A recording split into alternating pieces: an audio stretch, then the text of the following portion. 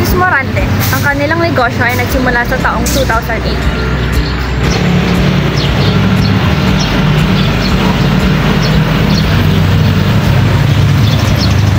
Ang kanilang negosyo ay nagsimula sa kalamansi. Tara at alamin ang buong kwento.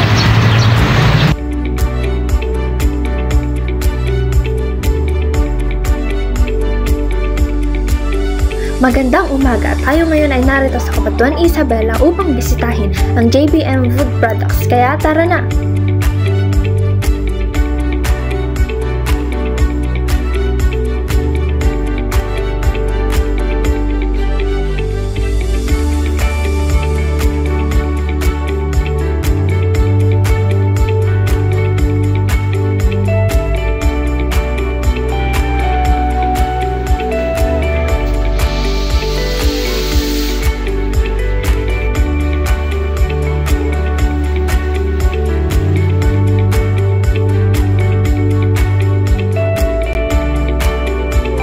Mag-asawang Mr. and Mrs. Morante ay tumanggap din ng iba't ibang parangal. Si Mr. Jose B. Morante ay tumanggap ng parangal na Outstanding Isabeleño noong 2012, Science and Technology category, at ang kanilang negosyong JBM Food Products bilang Organic Food Supplements or Natural Powder Juice Drinks. Nakatanggap din sila ng parangal sa Department of Trade and Industry bilang isang couple entrepreneurs. At parangal rin para sa regional winner noong 2017 sa Productivity Olympics. Makikita lamang na patuloy ang paglago ng mag-asawang negosyante. Tara na't kapanalamin si Mrs. Morante.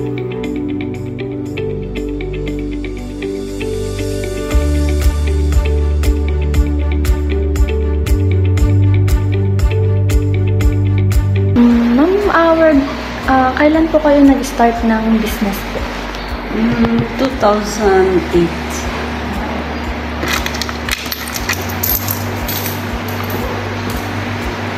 Bakit po kayo nag-come up sa business po ng food products po? Food manufacturing. Kasi we are into grains trading before. Trading lang kami, hindi naman kami miller. So, pagka during the lean month, hindi mo pwede tanggalin kasi yung mga employee mo na eh.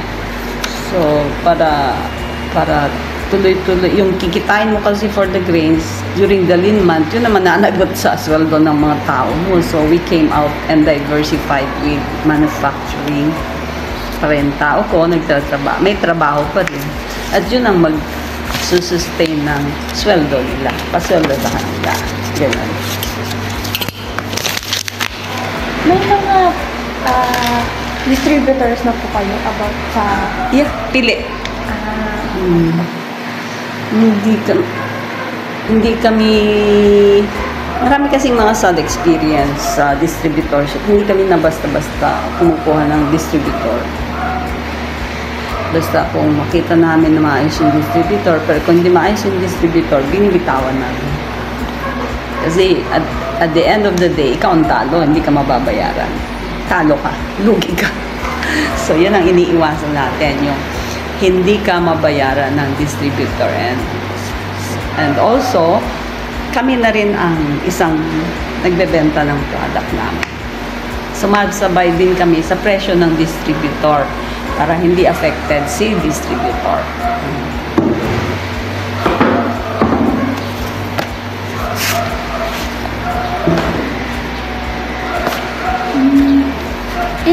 Ilang oras po kayo nagtatrabaho sa isang araw po? Sa mga tao ko, they start at 7, 8 hours, and they go home by 4. Bawal yung pabayad ka na overtime, sayang. So they have to accomplish what is required for them to finish. Regular sila, but I give them yung quota para hindi ako talo. Kasi pag hindi mo binigyan ng quota, naglalaro yan. So yung output nila, instead na kaya ng 1 day, nagiging 2 day. So babayad ka ng 2 day. Eh, ang pangalawang araw, meron kami another product to produce. So, nagpapatong-patong yung workload, which we do not like. Kaya kung ano yung produce today, you have to pack it and repack it within the day. Yun ang goal namin. Kasi kung hindi, kalat-kalat yan. Maraming madudumihan na product.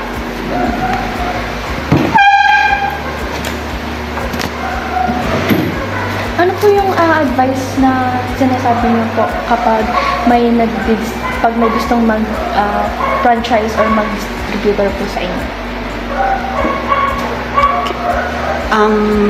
Marami kayo consider kung legit yung distributor. Number 2, may kakayahan ba magbayad? Number 3, may logistics ba siya?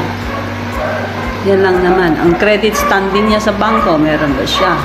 Hindi basta distributor. Kasi doon, kung basta ka na lang kumuha ng wala namang kakayahan na magbayad, para ka nang mamigay ng produkto mo, you better sell on your own. Di ba?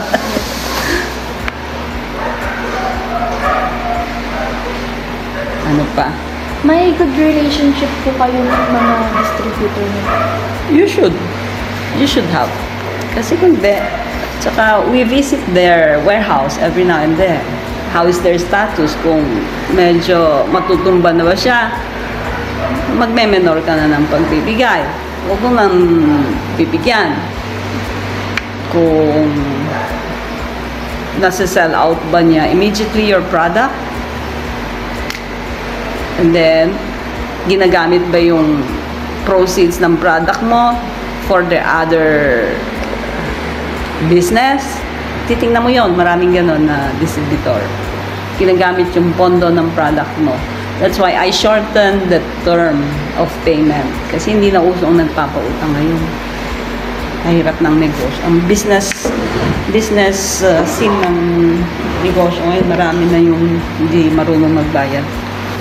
Mahirap magiging kaaway mo sila. And kung magdedemandahan kayo, matrabaho, makukulong, ipapakulong mo, matrabaho, oras. Yung mga court hearing na ganyan, matrabaho.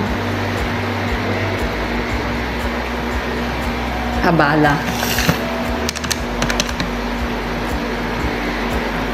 Ma'am, gumagawa po ba kayo ng promotion and product discounting?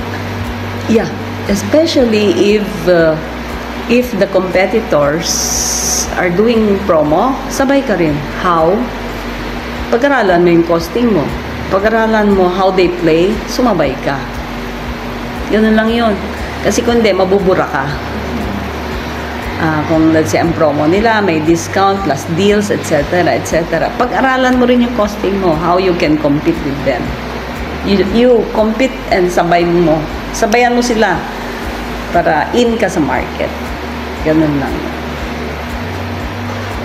Kasi dito sa atin, kahit na gaano kaganda yung product mo, kung pricey ka, they will not patronize. Kasi because of the inflation, so, ang priority pa rin, maraming basic needs na priority. Although food is one of the priority, but you have to check, kaya ba ng masa? Kasi mas marami ang masa na dito sa Pilipinas Hindi, ang market A and B, kokonti, mga mayayaman, kokonti. Nasa C and D ang marami. So, yun ang i-cater mo para buhay ka sa industry. Kung mahal ang product mo, hindi ka mabubuhay. Sasabay ka.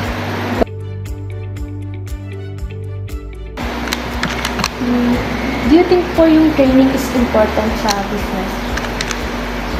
Again? Yung training po is important. Oh yeah, training. Yeah, especially we are into food manufacturing. We always have to practice good manufacturing. Hindi pwedeng shortcut ka. Kasi, lalo na ngayon, naghihigpit ang FDA. All products, ipa-micro mo. Micro test. Kung may i-check nila yung i-outsource namin, then makikita doon may growth of bacteria. it's because of your improper procedure. May shortcut ka. Pag may shortcut ka, especially sanitation, patay ka. Lahat ng product mo, may microbes yan. Kailangan patayin mo si microbes during the washing. I-wash mo ng maayos, sanitize mo ng maayos, and we don't just use any gamit. It's all stainless 3 o 4 grade. Hindi pwedeng mga pundido, kasi ang pundido, marami yung magkakanin dyan, they use the pundido, yung sinuunang bakal. Bawal yun. Kasi kung dadaan sa metal detector yung product ng kangkanin, maraming bakal. Magtutunog yun. May bakal yung kangkanin na yan kung yung ginagamit ay yung pundido. Bawal yun. Have you an issue po about sa distributor po? Again?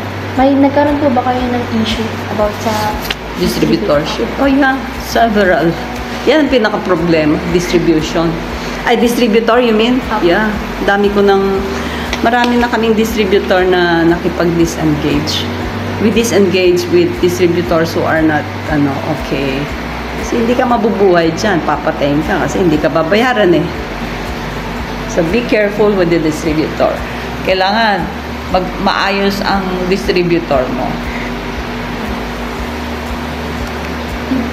ano pong type ng marketing strategy yung ginagawa niyo po sa business niyo?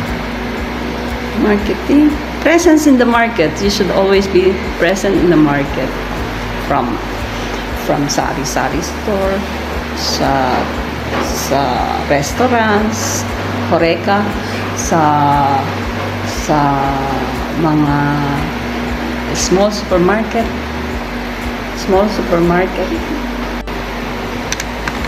Ano po yung mga disadvantage and advantage ng business niyo po? Disadvantage? May disadvantage. Yung advantage niyo.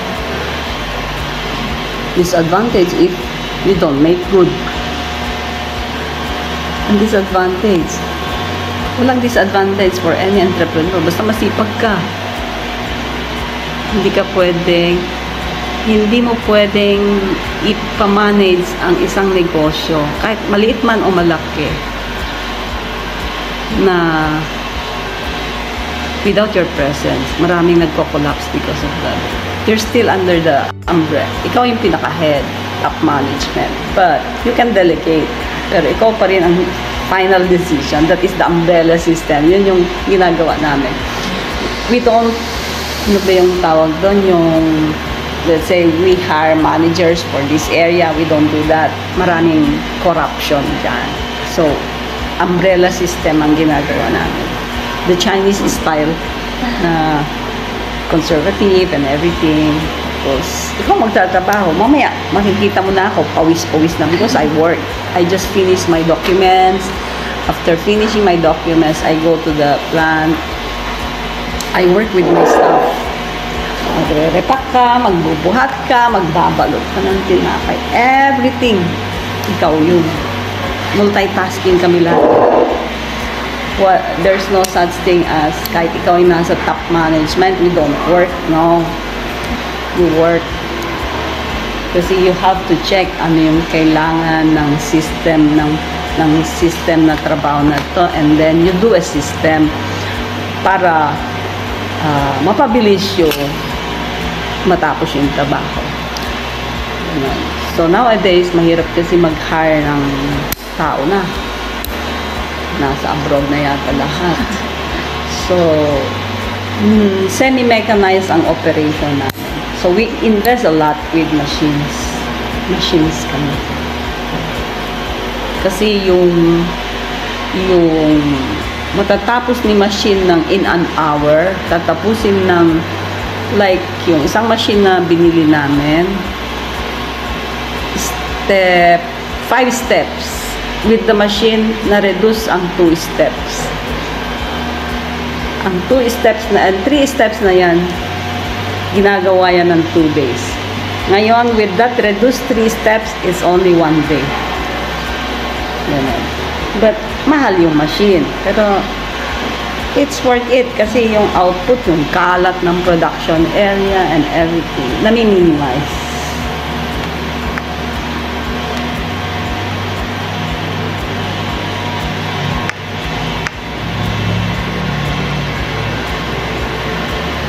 How are your relationship with the staff po?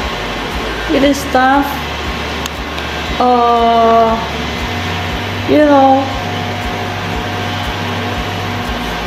ito yung the best practice that I have experienced is huwag kang tumaas ka ng konti. Kasi if parang friends mo siya, ganyan, they will not respect you.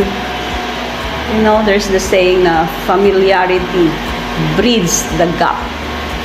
Parang they will feel na in the end, kayong dalawa ay magka-level. Hindi ka pakikinggan. Tumas ka ng konti.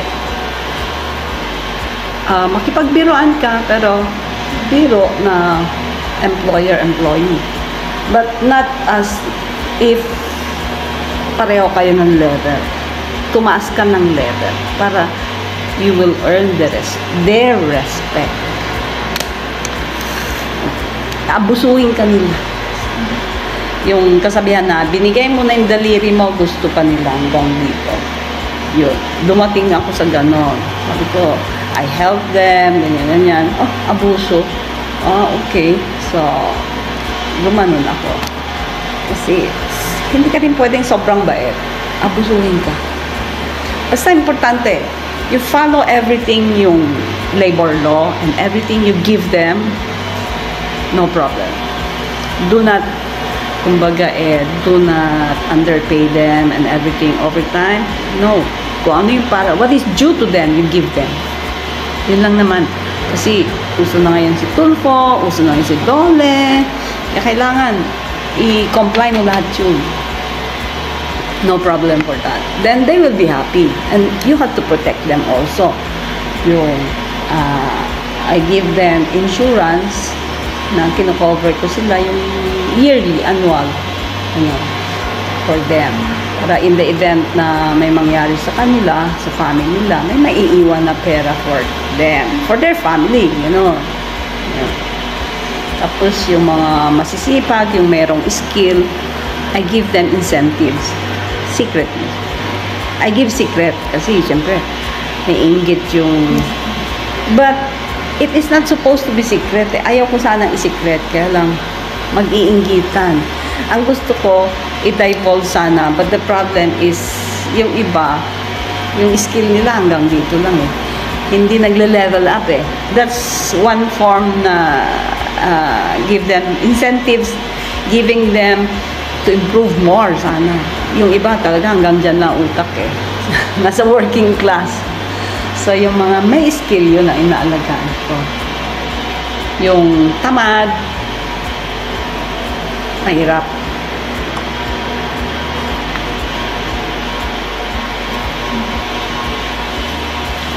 Do you think po right decision mag-start na business sa food products? Yeah. Kasi ano siya,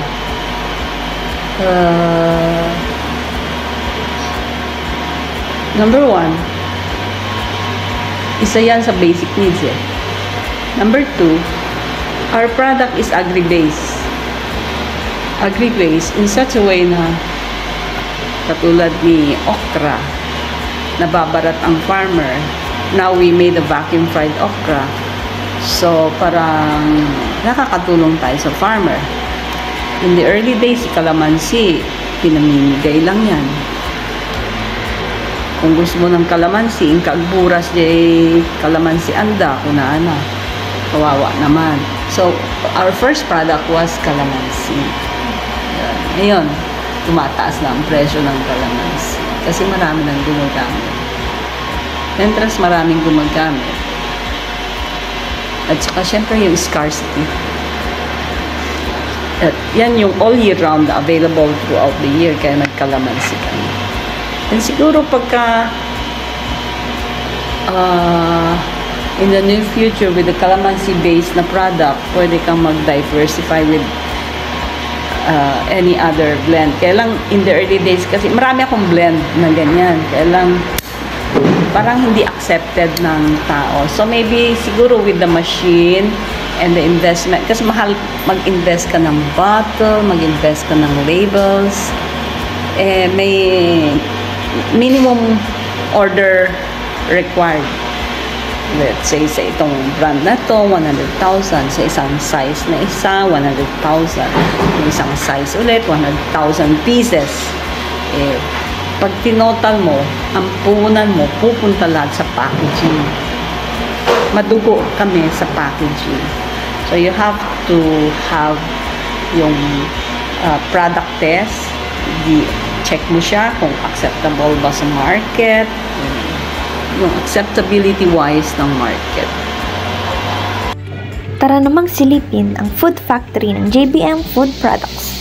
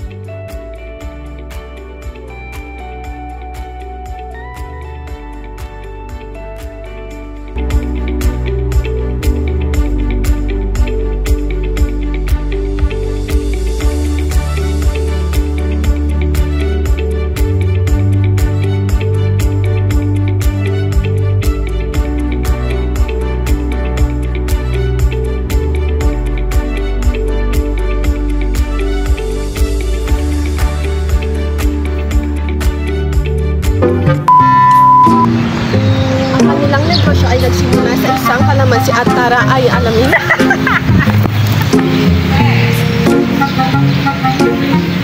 Ang kanilang kalamansi. My name is Ruvik Margong D. Carion and ang aming entrepreneur na in-interview is si Ms. Lydia Morante. And ang kanila pong business is food products. And nag-conduct po kami ng interview last May 11. And ang aking pong experience during the interview is marami po kaming natutunan kung paano mag-handle ng business at kung paano din po mag-handle ng employee. So, nabanggit po ni Mrs. Morante na ang kanilang pag-handle ng business or employee nila is ang Chinese style, which is the umbrella tree, na hindi po sila nagsiselect ng manager or secretary, which is sila lang po ang buong nag-handle ng kanilang business. And sinabi din niya po na mas maganda daw po yung ganitong style para po mabawasan ang corruption at para mabantayan po niya ang lahat ng employee. So, my whole experience during interviewing Mrs. Morante is sobrang gaan po na kausapin siya because ang approachable po ni Mrs. Morante. And mas napalawak pa po yung pag-iisip ko po tungkol po sa business kasi sumilip din po kami sa kanyang factory. So, pinakita niya po yung sa amin kung paano yung production ng food products nila. So, maganda pong experience na makita po yung factory po nila just in case na mag-start po kami ng business namin in the future. Ang aking experience sa pag-interview sa isang entrepreneur ay naging napaka-inspirational at nagbibigay kaalaman. Napagtanto ko kung gaano kahalaga ang determinasyon, hard work at innovation sa pagtatagumpay sa negosyo. Ang entrepreneur na aming nakausap ay nagbahagi ng kanilang mga pagsubok at tagumpay na nagbigay sa akin ng mas malalim na pag-unawa sa kung ano ang kinakailangan upang magtagumpay sa isang industriya. Natutunan ko rin ang kahalagaan ng pagbuo ng magandang relasyon sa mga kliyente at empleyado at ang pagiging adaptable sa harap ng pagbabago sa merkado. Ang kanilang mga payo at karanasan ay nagsilbing gabay para sa akin at nagbigay ng inspirasyon upang magpatuloy at maging masigasig sa aking sariling layunin. I'm Mildred Taginod, and the best lesson I've learned in the business is that never give up and always believe in yourself. Life can be challenging, but it's important to keep trying even though maraming humihila sa'yo pababa. And never lose faith. Success may require multiple attempts, so don't be discouraged and don't hire a friend because pwede ka nilang hilain pababa. In reality kasi, hindi lahat ng tao handa kang samahan at may kakayahang tulungan ka. And advice ko lang ay walang bagay na madali, so try and try lang. Thank you.